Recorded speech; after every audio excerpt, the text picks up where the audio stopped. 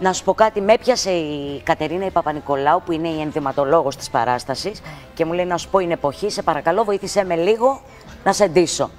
Ανέβηκα στη ζυγαριά στις αρχές του καλοκαιριού, έπαθα εγκεφαλικό. Ξέρεις, βάρεσε πώς είναι τα φρουτάκια όταν κερδίζεις το καζίνο που βγαίνουν 3 ίδια. Αυτό έπαθα εγώ με τα κιλά μου.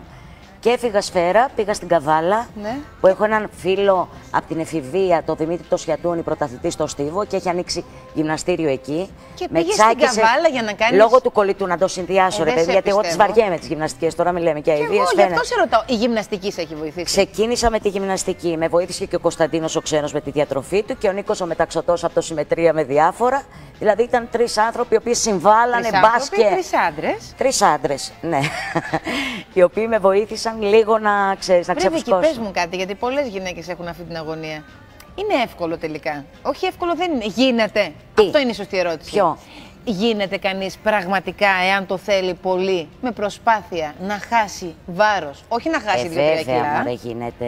Βέβαια γίνεται, αν το θέλει πολύ.